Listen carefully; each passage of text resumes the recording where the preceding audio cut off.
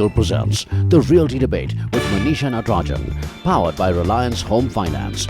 Welcome everyone to the Realty Debate. We are focusing on affordable housing. This is actually second of our four-part series. And our focus today is on land. Do we have land to make affordable houses? Where they really need it is the question. Also for long, developers have been saying, well, land is cheap, enough to build low-cost housing, there really is no demand. And where there is demand, there is no land, or land is so expensive, it's really not viable to make affordable homes. How do we solve this puzzle? Joining me today are Sandeep Singh, CEO Sheltrix Developer. Sandeep, thank you very much for being here. Also with us, Rahul Sabharwal, COO VBHC. They are big players in the affordable housing segment. Rahul, thanks for making the time. Arun Mishra, former housing secretary, who has the inside knowledge of just the policy making part and what really happens on the affordable housing front. Vikram Jain, Director FSG Inclusive Marketing. Vikram, thanks for joining me. I know the in-depth work that your company and you personally have done on affordable housing.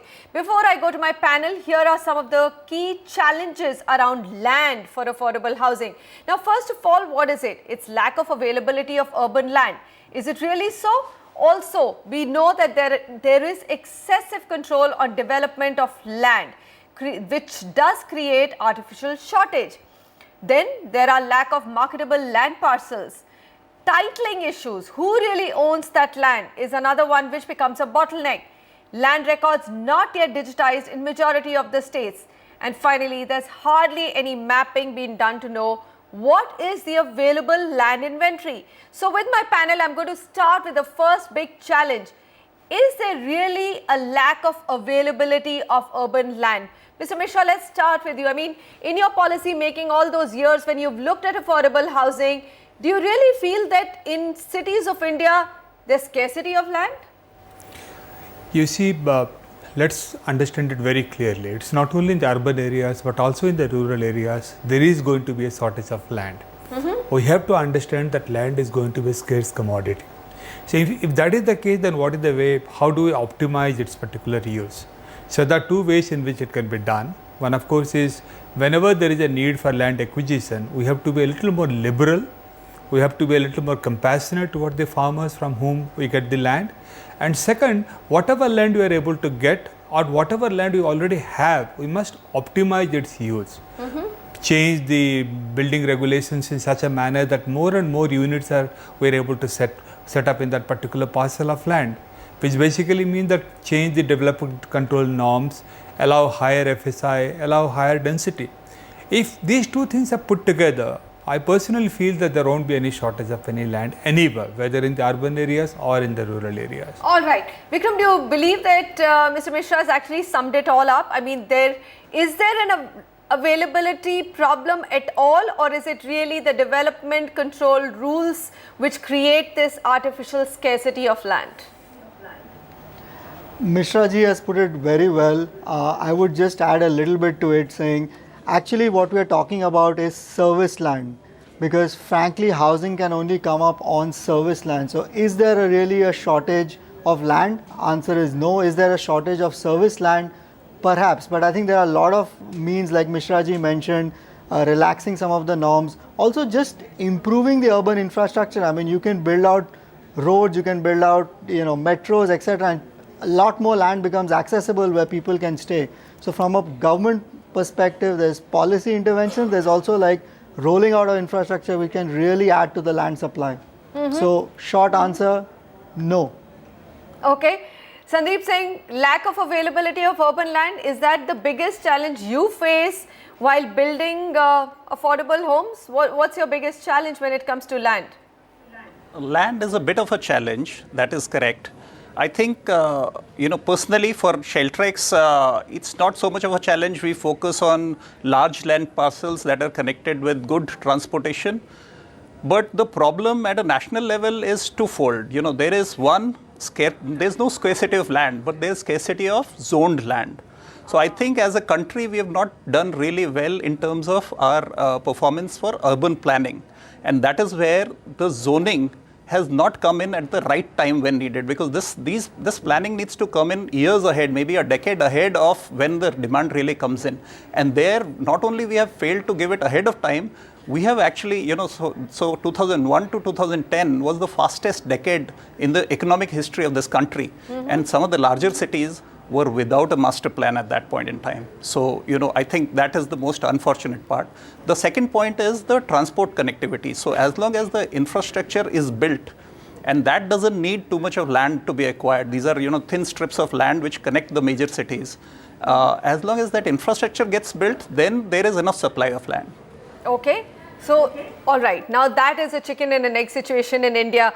Rahul Sabarwal, we're just discussing some of the key challenges. And I think the big question that I've posed to all here on my panel is there actually a scarcity of land in urban India? The panelists so far have said really no scarcity if you allow for transportation, great infrastructure and change in development norms. Would you agree, disagree or have a different point of view? So, I've been hearing Manisha, some of the panelists. My view or our view of the business is as follows. Most of affordable housing is going to be developed in peri-urban areas. Essentially, peri-urban areas means we have a slight amount of connectivity to the city, but a lot of them are remote areas. Connectivity to these areas and infrastructure, government infrastructure is almost zero. So it's almost like building, in the wilderness. And the infrastructure normally follows once you start delivering a project. The second issue with most of peri-urban India, some of the panelists earlier mentioned, is that a lot of them are agriculture aggregated lands. Now, this agriculture aggregated lands, a lot of the land surveys were done during the British time. India has not had a proper survey done maybe for the last 60, 70, 80 years. So a lot of this is, is on pieces of paper, pieces of, cloth, and just trying to aggregate land while land is available. Aggregating that land into one parcel to make it a large project becomes a challenge. The second challenge that you come across is what was mentioned earlier as well, is essentially the lack of FSI. So a lot of peri-urban areas, have a lack of FSI whereby once you've aggregated land, the best you can do is probably 0.75 to 1 or 1.2, and that is where the land becomes a constraint. So while I agree with the panelists that there is a lot of land available, but there is also a shortage of land in some sense because of certain things that could be developed and improved upon within the country, and that will help us, really get more and more land available, especially for areas like affordable housing where there is a constraint on the selling price, there is a constraint on what the customer wants to pay. Right. Mr. Mishra, these are some of the problems that you would, when you were in the ministry, have recognized, isn't it? Why is it that things haven't really changed on ground? I mean, let's start with titling issues, right? Which is something two of our panelists have mentioned, that who really owns the land, aggregating it becomes so difficult, land records are not yet digitized in majority of the states. Isn't there a big recognition of this fact and the fact that they must get recognized? What's the progress and where are we moving on that front? Before you go to the titling part, let me make it a little clear. Okay. Some of the panelists may not agree with me. The region that we went to the peri-urban areas in the decade that was mentioned between 2001 to 2010 was because it was the easier option. Rather than getting into the urban area, trying small parcels of land and try to build it up, which incidentally Delhi did to a large extent, in the sense you had a lot of housing, individual housing coming up inside Delhi. So you're saying that the reason why peri-urban areas got developed was because it was harder to build in the cities? It was much harder to build in the cities, and then land was available, and other than a few places in the country, in most of the areas, in the rural areas at least, the land titlings was not a major issue. Land titling, of course, is a major issue in the urban areas. It becomes a major issue, particularly with about 25% of the total land mass being under the slums, it becomes a major issue. But in the rural areas, by and large, the land titling was not a major issue, so people thought they will get cheap land, they will build many houses, and people will automatically go and buy them. That's why you had thousands and thousands of houses coming up in the peri-urban areas. So it's not that the development there was a need for the development in those areas, but we did it because it was easy for us. But now we have realized that while it is easy to build those houses, it's much more difficult to push the people to that particular area, because yes, infrastructure is a problem. People will like to be close to the area that they want to work. They can't possibly travel every day 35-40 kilometers, particularly when most of them are not very high income category people. Their incomes are limited. Right. So that's why it's not getting sold. So now the effort will have to be to develop whatever, what we call the downtown areas we have, or inside the city areas. And there the densities will have to be changed. One person spoke about the zonal plans. The zonal plans will have to be revisited. For instance, when we were doing a survey in Bombay, we realized that 40% of the total housing in Bombay is in less than 100 square feet area. Wow. The average 40% of the houses were of less than 10 square meters. Okay. Same in Delhi, the densities here are slums areas goes up to 1250, 1300. So the development control norms will have to be changed. You have to bring in the people who are already there. That is true both in the urban areas and also in the rural areas. Okay. All right. Vikramjan, do you believe that anybody who's taken on to affordable housing project has actually opted out for the easier solution, that is aggregate land in peri-urban areas? If you're talking about housing, and again, let's define what we call low-income housing as housing under 12 lakh rupees. So for that price point, you would have to go into peri-urban areas. A lot of the housing around this comes around on the outskirts of the city. I would emphasize most of this is though still connected to the city reasonably well. Again, if we exclude the big metros, because they tend to hog the discussion a lot, but if you go to Indore, you go to Ahmedabad, you go to some of the other cities, this could be as simply about 12-15 kilometers from the city center, which is perfectly fine because the person necessarily does not always come to the city center to work. So I feel yes, it's easier to build on the outskirts of the city. There is a demand from customers to buy housing in the outskirts of the city. So I think the developers who are doing this at the price points of 12 lakhs, 15 lakhs are really serving the customers who are needy of these. Okay. So, Sandeep Singh, would you agree that if you have to build houses of 15 lakh and below ticket size, building them within city limits in any big city and tier 2 city of India is not possible? You will have to step out to peri-urban areas. Absolutely. We are already building houses at 11 lakhs, 12 lakhs to 15 lakhs and a little bit more price points as well. But we are really far out in the peripheral areas. And what I was mentioning earlier that about urban planning, the fact that we are lagging behind. So right now there's a disconnect between what is city limit and where do you find the next properly zoned land, how far outside. So there is a gap. When I mentioned about urban planning, it has to be a continuous growth of the city boundaries. So we can't have area like MMR all around Mumbai where 85% of it is non-urbanizable. Right. In fact, when you get outside of MMR, then you can find, those are free sale zones and where there you can get one FSI on any land. But closer to the city, it is restricted. Similarly, in case of Delhi, only before 2011, when the draft master plan came, only about 50% of the state of Delhi was urbanized. But the development went out to the outside of state, which is Gurgaon and other places, because the master plans had not come in for the remaining 50% which could have been urbanized. Now that thing is happening. Rahul Sabharwal, I would totally agree with it. The huge issue of affordable housing is also a big problem related to just not having master plans for most of India's cities, isn't it? Zoning has been missing. Even today, if you look at it, master plans are created and they're open for discussion. There are so many views and they go again under the radar. Who really is working on master plans and zoning in this country?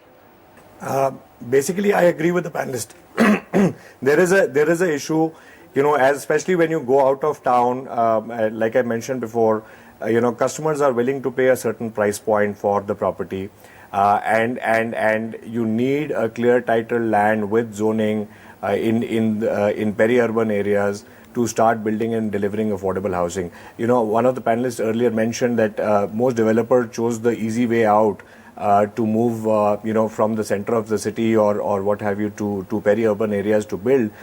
Because of the challenge, I would say, building in a city which has a master plan to a certain extent is always lesser than trying to go to a peri-urban area and actually build. In a peri-urban area, you are probably in certain cities or tier 2 towns, you are the first large player coming in. There is a lot of experimentation which happens at a ground level, where people are trying to figure out how to take a large large development in a particular area where nobody else has done it. So at that point of time, it becomes difficult if there is no planning. And so it's not an easier solution, but if you want to provide mass housing for customers in the price points that we mentioned, which is, say 10 to 20 lakhs, then we don't have an option to do it in city limits. It has to be outside of city limits. Okay. Mr. Mishra, would you agree that there is a lot of merit to this argument that hardly any mapping is being done to know where really available land inventory is, and that's also a big challenge when it comes to affordable housing? I mean, I've got some figures which say that you actually need about 1,20,000 hectares of additional land to be able to build houses for EWS and LIG. There is no denying the fact that the planning process in this country, particularly the urban planning, has been rather deficient. We really need to strengthen it, whether we have a development authority or the municipality corporation or a regional planning body. They really need to make it a continuous effort. That goes without saying. But inside, most of the people say that it's impossible to build a house and deliver a house between 15 to 20 lakh rupees inside the urban city areas. We also recognize that. That's why we said that whenever you develop a particular part, at least 15% of the FSI you should earmark for the EWS and the LIG category. But that's not basically happening. Despite the norms, people are flouting those norms, isn't it? That's also another big problem. That's the problem. The problem is of enforcement. Let's go on. So we've looked at some of the problems, but there are some successful models. At least at state level, there is a lot of intervention. State governments are waking up to the fact that affordable housing is going to bring them back to power. It's a big political ticket. So let's look at what UP has done. A state which needs a lot of affordable housing. They launched Samajwadi Awas Yojana in 2014. That was UP Housing and Development Board reduced land rates to make the project viable. Now, instead of paying 1.5 times the land rate, builder has to pay just the land rate. That's a big one. You actually just have to pay the land rate. UP government is likely to also give rebate in stamp duty. That's another thing that they've done to encourage. Ghaziabad Development Authority, GDA, changed land use in 2 villages from agricultural to residential and also acquired land to be handed over to 2 private developers to build affordable houses. UP government has said that they will construct 3 lakh affordable houses this year. There's lots happening on Rajasthan. In fact, that's one state which has been winning a lot of awards when it comes to affordable housing. They have different models drafted with different land ownership options, double the permissible FAR. So just making more buildable, let's say buildable area is, I think, a big one to make affordable housing possible. And also TDR facility, that is transferable development rights. It waived off external development charges, building plan approval fees and land conversion. So tons of things which the Rajasthan government has done. Gujarat has amended the Land Acquisition Act, done away with social impact assessment for affordable housing projects, also done away with 70% consent of affected parties for social projects. These are some very, very bold steps. Vikram, won't you agree? I mean, to really actually taking the bull by its horn and saying, look, if I'm going to give affordable housing, I have the moral right to go ahead and acquire land without falling under the parameters of land acquisition. Do you think it's a bold step which should be followed by other states as well? So mixed views. I think the Rajasthan model has definitely worked well. We have seen a lot of housing coming up. I feel right now the traction on that policy is, at least from on the ground, what we are hearing is not huge. I think the TDR part has come into question, which means that it's no longer as attractive to the developer as it used to be. Again, this may have changed. So some of these are good, but I think from the developer's perspective, what they are really looking for is faster approvals. I think the developers are willing to buy the land at market prices. The developers are keen to buy land at market prices.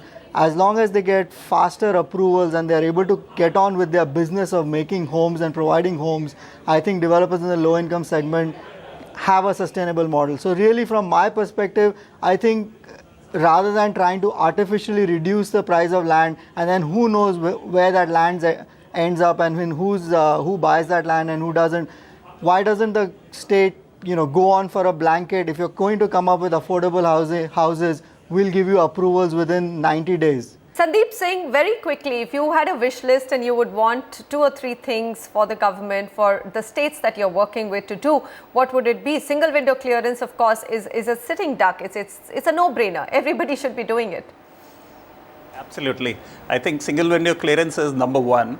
Number two, as Vikram rightly said, the provision for affordable housing should not be like a forced thing where you make this land only for affordable housing, because then it leads to eventual wrong usage. It should be more economically driven, where there is enough supply of zoned land so that the prices of land anyway fall to a reasonable level, where the seller of the land and the buyer of the land, which are developers, they are both agreeable at a certain price, and they are creating value not just by purchase of land at a cheap price, but they are creating value by putting on the right sort of infrastructure or the right sort of facilities in an integrated development, so that people are actually able to go to the schools nearby, they go to the hospitals nearby. So another main thing which we need is transport connectivity. So until unless at an urban planning level, cities are like living organisms, right? And any part of the organism will not survive until unless there is a blood supply to it, and that is the transport connectivity. So the roads that reach to that part, the train connectivity that reach to that part, even the metro if possible. So once that is provided, all of those areas will flourish. So you're saying zoning and you've added transportation. Rahul Sabharwal, what's on your wish list? I mean, for VBHC, it's been a very, very difficult journey. Many pluses, many negatives, and it's not been easy. I mean, your promoters have always said this has been a very challenging journey. One of the biggest challenges that we've encountered in the last 5-6 years is the multiple agencies within the government in a particular area have different set of approvals. So what we've been advocating is that we look at a similar one set of approvals, number one, which are not contrary with each other, and also look at approvals which are probably redundant today. I mean, there are cities that require you to get BSNL approval. I mean, just as an example, case in point, right? How many people today use a BSNL phone line? So just consolidating approval, getting a single window approval, and making sure that they are not in conflict with each other. Okay. And also looking at local infrastructure development, and even when you are opening up new areas, new cities are being built, new smart cities are being built.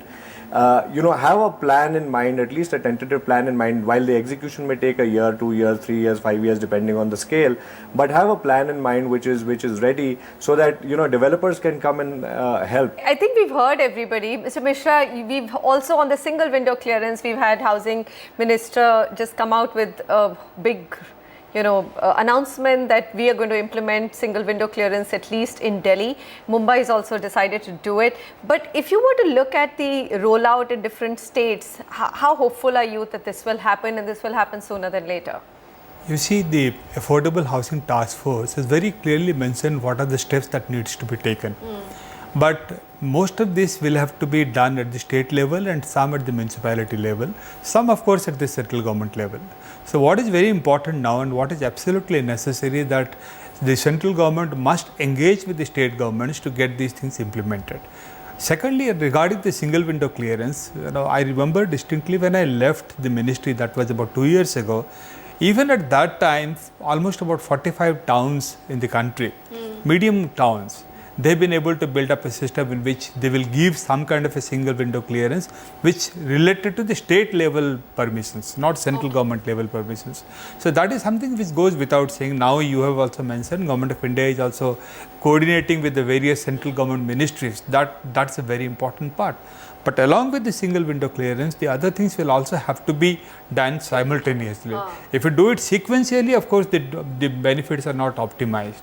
And for housing as a whole, I think all these things will have to be engaged simultaneously, and then only maybe this will actually take Okay. off. Otherwise, it's just going to remain a mission. I mean, 2 years down this government, lofty mission, but so right now seeming very, very far from reality. Gentlemen, thank you very much. Sandeep Singh, Rahul Sabarwal, Arun Mishra, Vikram Jain. Thank you for taking time out. We will continue with this series because it's not a small question. It's a large problem to solve. Several pieces need to come together. And when you talk about roti, kapda and makan, makan is so critical for dignity of life that we have to keep focusing on it. Stay with us. When we come back, we will take a look at some of the key tier 2 cities of North India to see how they're holding up in this real estate downturn.